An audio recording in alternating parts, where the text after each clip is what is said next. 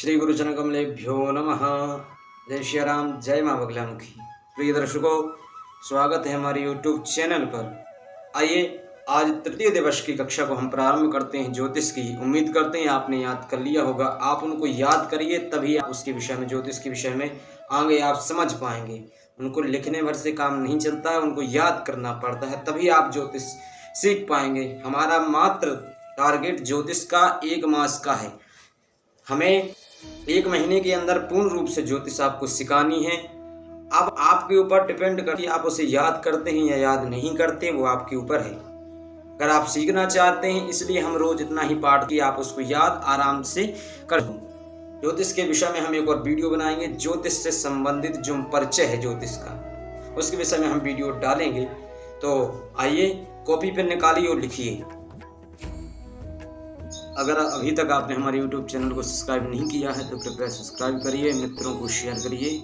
आइए आज के विषय में हम चलते हैं। आज ज्योतिष कक्षा तृतीय पाठ में हम चलते हैं। ज़्यादा विलंब न करते हुए पाठ को प्रारंभ करते हैं। तो सबसे पहले हम बात करेंगे, आज हम मेन विषय लेकर के चलेंगे भावों के विषय में। जो कुंडली में भाव होते हैं, जैसे कि केंद्र भाव होते हैं, त्रिकोण भाव होते हैं, त्रिक भाव होते हैं, त्रिष्ठा भाव होते हैं, मारक भाव होते हैं, उसके विषय में हम आज चर्चा करेंगे। वो पाठ हम आपको पढ़ाएंगे।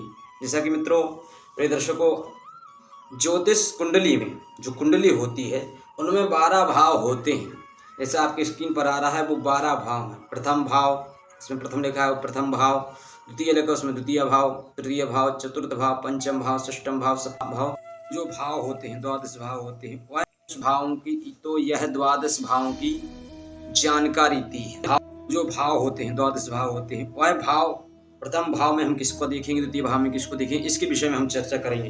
तो प्रथम भाव जो होता है व्यक्तित्व का, दूसरा धन का, तीसरा पराक्रम का, चौथा सुख का, पांचवा जो होता है भाव वो होता है प्रेम, विद्या, संतान का। षष्ठम भाव जो होता है वो शत्रु का होता है, और सप्तम भाव विवाह का होता है। अष्टम भाव आयु का होता है। नौवां भाव जो होता है भाग्य का, और दशम भाव होता है वो है कर्म का। एकादश भाव होता है लाभ, द्वादश भाव होती है हानि।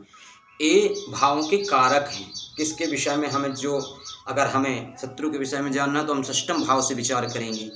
अब इसके विषय में हम पूर्ण रूप से जानकारी दें तो बहुत लंबी वीडियो हो जाएगी।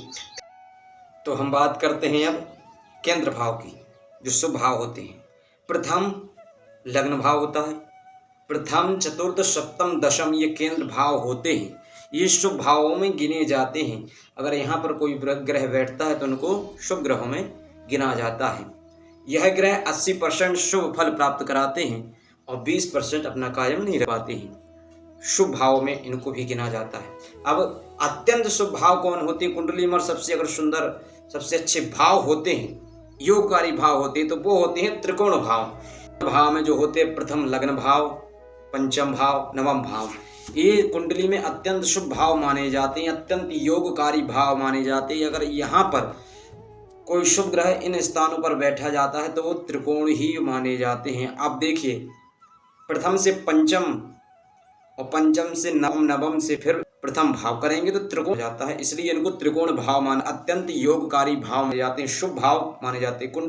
तो यह त्रिकोण भाव की जानकारी हमने आपको दी।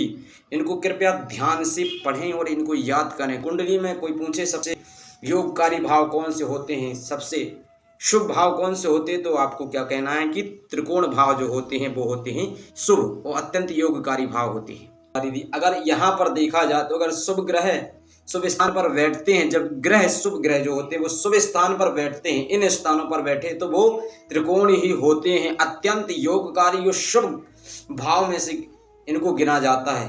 अत्यंत योगकारी भाव होते हैं, शुभ होते हैं, 100% फल प्राप्त कराने वाले यह भाव होते हैं। त्रिकोण भाव की जानकारी प्राप्त की। तो आगे के भाव जो होते हैं वो होते हैं त्रिष्ठाय भाव। जो होते वो हानिकारक होते, अत्यंत अशुभ भाव होते। अत्यंत भाव यह त्रिष्ठा होते हैं। इनमें कौन सा अगर त्रिष्ठाय 3, 6 यानी कि एकादश भाव, 3, 6, 11 यह त्रिष्ठाय भाव होते, अत्यंत हानिकारक भाव में से इनको गिना जाता है। यह अशुभ भाव होते हैं। तो आप इनको ध्यान रखें कि केंद्र भाव कौन से होते हैं, भाव कौन से होते हैं, योगकारी कौन कौन से भाव होते हैं। तो यह त्रिष्ठाय भाव की जानकारी हमने आप अशुभ कौन से होते हैं, हानिकारक भाव कौन से होते हैं कुंडली में, तो क्या कहेंगे कि भाव दृष्टा है, मतलब 3, 6, 11 यह हानिकारक भाव में से गिने जाती है। इन भावों की जानकारी प्राप्त की। अब हम आगे के भाव की बात करते हैं। तो जो मारक भाव होते हैं, मारक भाव अर्थात मारक भाव मतलब होता है मृत्यु भाव, मृत्यु भाव, अशुभ भाव, अत्यंत अशुभ भाव होते हैं, वो है द्वितीय भाव और सप्तम भाव। तो इन्हीं को मारक भाव कहते हैं। द्वितीय भाव में जो राशि हो, सप्तम भाव में जो राशि हो, जब इनकी दशा आती है तब हम कहते हैं मार की इसकी दशा चल रही है। तो मारक भाव कौन कौन से हैं, द्वितीयेश और सप्तमेश। यहाँ पर देखा जाए तो द्वितीय भाव जो है वो धन का भाव है और सप्तम भाव जो है वो विवाह का भाव है। तो यहाँ के स्वामी को जो है मारक भाव क्यों कहा गया है।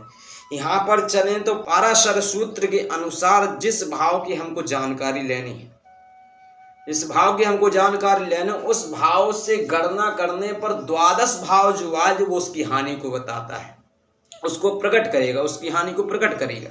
जैसे कि हम उदाहरण के लिए ले लेते हैं अष्टम भाव, आयु भाव जो होता है अष्टम भाव। अष्टम भाव से जब हम गणना करेंगे तो सप्तम भाव जो है वह द्वादश भाव आ जाएगा। इसलिए यह आयु भाव को प्रकट करेगा, उसकी हानि करेगा, इसलिए यहाँ सप्तम भाव को भी मारक भाव माना गया है। आइए हम बात करते हैं, जैसे हमने अभी सप्तमी इसके विषय में जाना कि सप्तम भाव को मारक क्यों माना गया है, तो आप जानकारी आपको प्राप्त हुई। आइए हम चलते हैं, अब हम बात करते हैं द्वितीय की, द्वितीय भाव को मारक क्यों माना जाता है। यहाँ पर हम चलें तो पराशर सूत्र के अनुसार जो भाव जिसका कारक होता है उस भाव से जब हम गणना करेंगे, उस भाव से गणना करने पर जब वह भाव आएगा तो वह उसको प्रकट करेगा। समझ गए आप। दोबारा बताता हूं, मारक भाव इसलिए माना जाता है जो भाव जिसका कारक होता है उस भाव से गणना करने पर जब वही भाव आएगा, पुनः वही भाव आएगा तो वह उसको प्रकट करेगा। उदाहरण के लिए हम ले लेते हैं, जैसे कि अष्टम भाव से हम गणना करेंगे। अष्टम भाव होता है आयु का। अष्टम भाव से जब हम गणना करेंगे तो अष्टम, नवम, दशम, एकादश, द्वादश, प्रथम, द्वितीय, तृतीय भाव जो है बल पराक्रम का भाव तो होता है तृतीय भाव। तृतीय भाव बल पराक्रम का होता है तो वह आयु भाव बन जाएगा, क्योंकि अष्टम भाव जो है वो है आयु का भाव माना जाता है। अष्टम भाव आयु भाव माना जाता है। तो भाव से हम अष्टम भाव गिनेंगे तो तृतीय भाव आ जाएगा। ये द्वितीय भाव का स्वामी भी मारक माना जाता है, मार्केश भी कहा गया है। जिनकी भी द्वितीय भाव में जो राशि विद्यमान हो जब उसके स्वामी की, और आगे हम बात करें, और जो सप्तम भाव जो है जब उसके स्वामी की अंतरदशा प्रत्यंतर दशा जब आएगी तो वो मारक कहे जाते हैं। ये आपने जाना मारक भाव, तो आपने इस विषय में जाना, मारक भाव के विषय में आपने पूर्ण जानकारी ली। अब हम बात करते हैं एक ऐसे भावों की जिन्हें हम दुख भाव कहते हैं। दुख शब्द सुनकर ही दुख होने लगता है। तो आपने देखा होगा कि कई लोग दुखी रहते हैं जीवन भर, कितना कमा लें, कितना भी पैसा हो जाए, लेकिन दुख है, कहीं हड्डी टूटी हुई है, कहीं फेफड़ा गला हुआ है, पैसा बहुत दुखी रहते हैं। तो उनके लिए ये त्रिक भाव होते हैं। त्रिक भाव के विषय में हम जानकारी आपको देते हैं। तो त्रिक भाव होते हैं 6, षष्टम, अष्टम, द्वादश भाव। षष्टम भाव होता है शत्रु का, अष्टम भाव होता है आयु का, द्वादश भाव होता है हानि का। आज की कक्षा में पढ़ा केंद्र भाव के विषय में आपने जाना। केंद्र भाव कौन कौन से होते हैं, 1, 4, 7, 10 ये केंद्र भाव होते हैं। आपने त्रिकोण भाव के विषय में जाना, 1, 5, 9 ये त्रिकोण भाव होते हैं। आपने त्रिशदाय भाव के विषय में जाना, 3, 6, 11 ये त्रिशदाय भाव होते हैं। आपने मारक के विषय में जाना, द्वितीय और सप्तमेश मारक भाव होते हैं। त्रिक भाव आपने जाना, 6, 8, 12 ये त्रिक भाव। आज के विषय को आप लोग पढ़िए, अच्छे से याद कर लीजिए। आपको इतना ही जितना आप याद करें। चलिए हम लेते विदा, जब तक के लिए जय मां बगलामुखी। मिलते हैं अगले वीडियो पर, पाठ संख्या 4 पर।